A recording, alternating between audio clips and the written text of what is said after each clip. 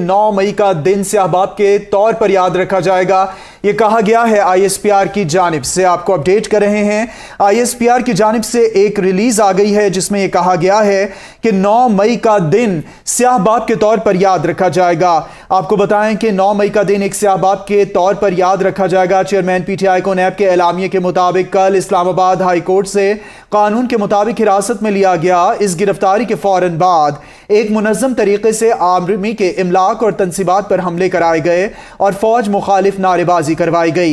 एक तरफ तो ये शरपसंद अनासिर अवामी जज्बात को अपने महदूद और खुद गर्ज मकासद की तकमील के लिए भरपूर तौर पर उभारते हैं, दूसरी तरफ लोगों की आंखों में धूल डालते हुए कि फौज की अहमियत को भी उजागर करते हैं। और इसी हवाले से आपको बताया, ISPR की जानिब से कहा गया, जो काम मुल्क की अब्दी दुश्मन 75 साल से ना कर सके वो इक़्तिदार की हवस में मुब्तला एक सियासी लिबादा ओढ़े हुए इस ग्रोह ने कर दिखाया है।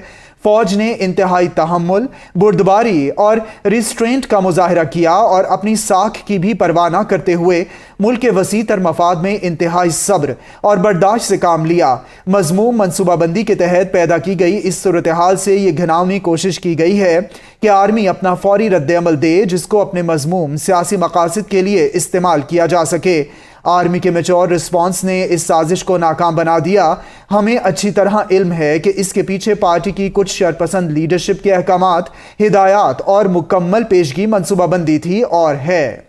जो सहूलतकार, मनसूबा साज और सियासी बलवाई इन कार्रवाइयों में मुलविस हैं, इनकी शनाख्त कर ली गई है और इनके खिलाफ कानून के मुताबिक सख्त कार्रवाई की जाएगी और ये तमाम शरपसंद अनासिर अब नताइज के खुद जिम्मेदार होंगे।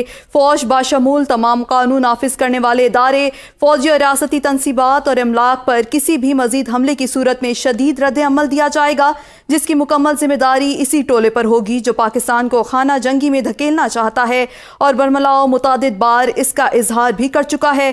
किसी को भी आवाम को उकसाने और कानून को हाथ में लेने की इजाजत नहीं दी जा सकेगी।